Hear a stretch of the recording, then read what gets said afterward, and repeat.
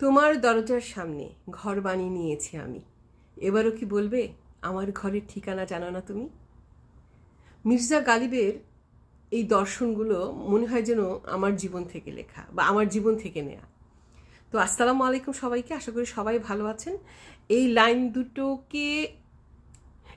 দুটোর জের ধরে যেটা বলতে চাচ্ছি সেটা হচ্ছে যে আমরা অনেক সময় যখন মনোমালিন্য হয়, আপনজনের সাথে কথা কাটাকাটি হয়, ঝগড়া হয়, মন কষাকষি হয়, তারপরেও কিন্তু আমরা চাই, অবচেতন মনে চাই যে সেই মানুষটি, সেই বন্ধুটি, সেই প্রিয়জনটি এসে আমার রাগ ভাঙাক। হয়তো অনেক রাগ দেখাবো, অনেক অভিমান করব, অনেক চিৎকার করব, তারপরেও কিন্তু চাই যে সেই মানুষটা আসুক, এসে আমার রাগ ভাঙাক, আমার অভিমান ভাঙাক। কিন্তু অনেক সময় আমরা মনে করি যে আচ্ছা সে রেগে আছে, সময় দে তাকে, যেটাকে আমরা স্পেস বলি। কিন্তু স্পেসটা, এই যে স্পেসটা, সেটা কতটুকু, কত সময়টুকু, সেটা আমরা বুঝতে পারি না। স্পেস দেওয়ার নামে আমরা কি করি? আমরা সাইলেন্ট মুডে চলে যাই বা সাইলেন্ট ট্রিটমেন্ট দেওয়া শুরু করে দিই। ঠিক আছে? তো আজকে এই সাইলেন্স আর স্পেস, এই দুটো বিষয়ে কথা বলবো। তো অনেক সময় হয় না যে বন্ধু বন্ধু মনোমালিন্য হয়েছে, তখন একটা ইগো ক্ল্যাশ চলে আসে যে না, আমরা কথা বলবো না। ও এই কথা বলেছে, আবার অপরপক্ষ ভাবছে যে আমি এই কথা বলেছি। তো দুইজনই ইগো ক্ল্যাশে বসে আছে, কেউ কারোর সঙ্গে কথা বলছে না।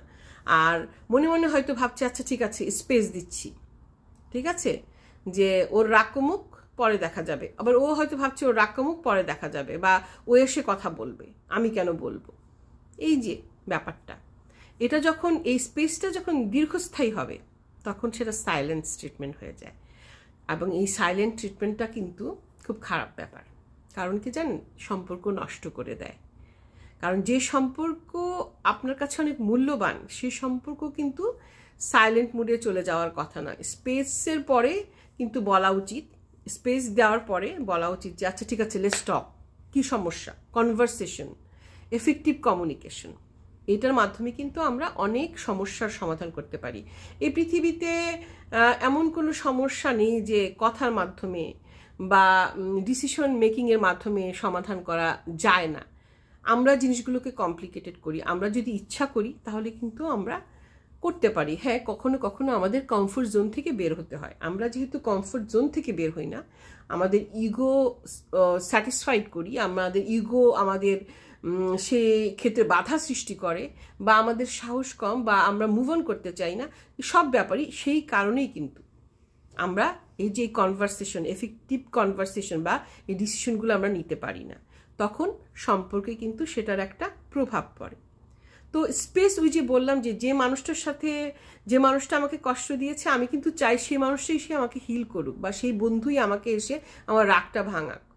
তো সেই কারণেই বলবো, যদি সম্পর্ককে আপনি গুরুত্ব দেন তাহলে স্পেস দিন, কিন্তু সাইলেন্ট মুডে চলে যায় না। সাইলেন্ট মুডে একবার গেলে হবে কি, ওই যে ইগো ক্ল্যাশ, তু ম্যামে, আমিও বলবো না কথা, তুমিও বলবে না, তখন এমন দূরে চলে যায় মানুষ, অনেক সময় আর সেই সম্পর্কটা জোড়া লাগে না, বা সে আগের মতন হয় না। আপনি হয়তো মিস করবেন সে বন্ধুটিকে, সেই বান্ধবীটিকে, কিন্তু দেখা যাবে যে আপনি সেই পাহাড়টাকে পার করে, সেই ইগোর পাহাড়টাকে, সেই সাইলেন্স মুডটা এত দূরে চলে গেছে, যে এত দীর্ঘ হয়েছে, তখন আর সেটার ফেরত পাওয়া মুশকিল। সেই বন্ধুত্বটা, সেই প্রেমটা, সেই ভালোবাসাটা, সেই আত্মীয়তাটা পাওয়া কিন্তু মুশকিল হয়ে যায়। তাই স্পেস দিন, সাইলেন্ট মুডে চলে যাবেন না, কারণ সাইলেন্ট মুড খুবই ক্ষতিকারক।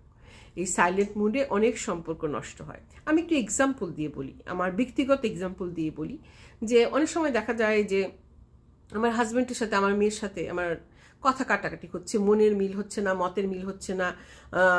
হ্যাঁ, আমি একটু ওয়াইন করি।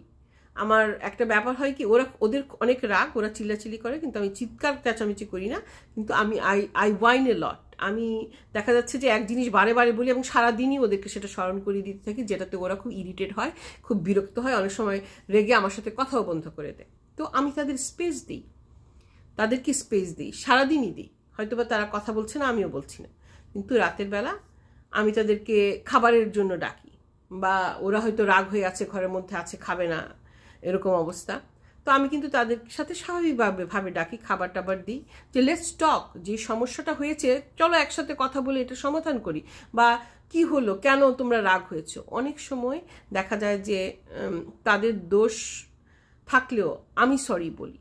কারণ কি, অনেক সময় আপনি যদি সমস্যার বা সম্পর্কের ব্যাপারটা দেখেন, তখন বুঝবেন যে না, যে সমস্যাটার চেয়ে আমার যে সমস্যা হচ্ছে, এই সমস্যাটার চেয়ে আমার সম্পর্কটা আমার কাছে বেশি গুরুত্বপূর্ণ, সম্পর্কটা আমার কাছে বেশি ভ্যালুয়েবল দেন সেই সমস্যাটা। সমস্যা থাকুক, একসময় চলে যাবে, কিন্তু এই মানুষগুলো আমার কাছে খুবই মূল্যবান। সেই কারণে কিন্তু আমরা সরি বলতে পারি সে আপনজনদের, এবং আপনজনরা কিন্তু পরবর্তী টাইমে অনুতপ্ত হয় যে আসলে তো তার দোষ তো অতটা ছিল না, আমাদেরও তো দোষ ছিল, কিন্তু আমরা তো সরি বলিনি। আমি এটা একটা এক্সাম্পল দিলাম যে এরকম প্রতিটা সংসারে হয়, বন্ধুত্বেও হয়, কিন্তু অনেক সময় দেখা যায় যে ইগোর কারণে আমরা ওই যে সাইলেন্ট মুডটা নিয়ে ফেলি, সাইলেন্ট ট্রিটমেন্টটা দেই, ওটা বছরের পর বছর চলতে থাকে। ঠিক আছে, একটু যদি কথা বলি, একটু যদি জাদুকে ছাপ্পি দেই, সে সম্পর্কটা কিন্তু টিকে যায়, তাই না?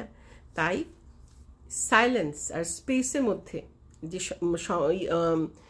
ব্যবধানটা আছে সেটা বোঝার চেষ্টা করুন, এবং সেভাবেই ট্রিট করুন আপনার আপনজনদের সাথে, আপনার প্রিয়জনদের সাথে। তাহলে দেখবেন যে অনেক সম্পর্ক রক্ষা পাচ্ছে। তো ভালো থাকবেন, ভেবে দেখবেন। আল্লাহ হাফেজ। আর মনে রাখবেন, স্পেস, নো সাইলেন্ট মোড।